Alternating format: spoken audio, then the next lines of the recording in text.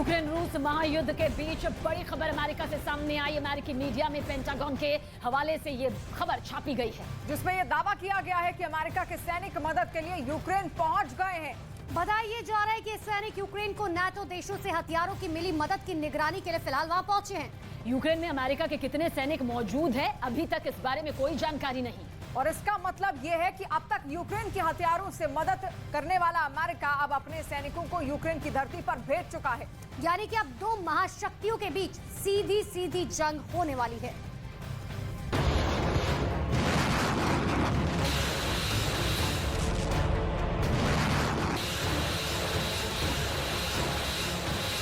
Ukraine में America के सैनिकों की एंट्री। पुतिन की सेना से लड़ेंगे बाइडेन के योद्धा। विश्व युद्ध का काउंटडाउन शुरू हो गया। रूस और यूक्रेन में टेंशन ऑन है। दो देशों की सेना एक दूसरे को खत्म करने पर आमादा है, लेकिन युद्ध के मैदान से एक नया ट्विस्ट सामने आया है। वो खबर है जो जंग की पूरी तस्वीर बदल सकती है। वो तकरार है जो युद्ध को नए मोड़ पर ले जा सकती है। संभव ये भी है कि दुनिया में तीसरा विश्व युद्ध शुरू हो सकता है, क्योंकि जंग में सीधे तौर पर अमेरिका की एंट्री होती दिख रही है। क्या रूस से अमेरिका की होगी सीधी जंग?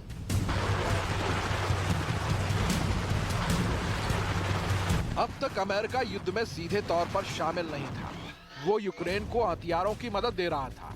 इन हथियारों ने रूस के ठिकानों पर भयानक कहर भी बरपाया। इन्हीं हथियारों की मदद की वजह से यूक्रेन की सेना युद्ध को 8 महीने तक खींच सकी। और आज भी अमेरिका के हथियारों की बदौलत ही जेलेंस्की पुतिन की सेना पर प्रहार कर रहे हैं।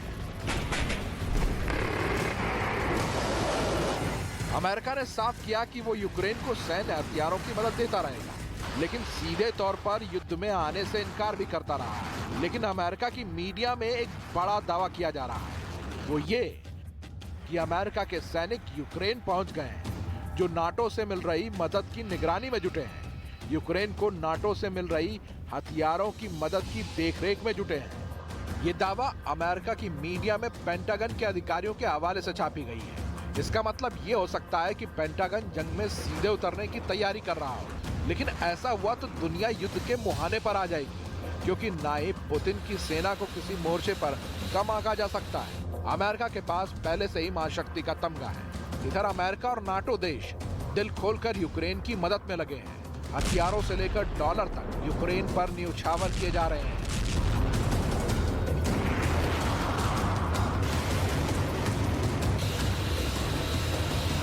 तो फ्रांस ने यूक्रेन की मदद का संकल्प ले लिया है।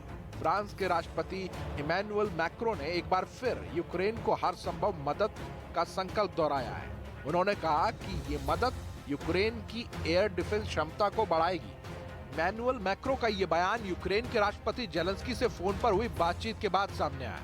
यानी साफ है कि नाटो में शामिल हर देश पूरी ताकत के साथ यूक्रेन की मदद में लगा हुआ है। यूक्रेन के युद्ध को अपने देश के युद्ध की तरह देख रहा है, जो बड़े टेंशन की तरफ इशारा कर रही है। रूस यूक्रेन का युद्ध कभी भी नाटो वर्सेस रूस युद्ध में बदल सकता है।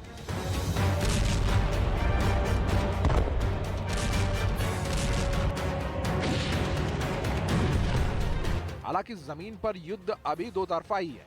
यूक्रेन और रूस की सेना के बीच सीधे टकराव है। सबसे भयानक जंग डोनेट्स्क और लुहांस्क में हो रही है। इसका अंदाजा इस बात से लगाया जा सकता है कि रूस ने ज़पोरिज़िया पावर प्लांट की छत पर आर्मी यूनिट तैनात कर दी है। यानी रूस एक तरफ यूक्रेन से जंग लड़ रहा है, तो दूसरी तरफ उन इलाकों की हिफाजत में लगा है जिन इलाकों पर उसने कब्जा कर लिया।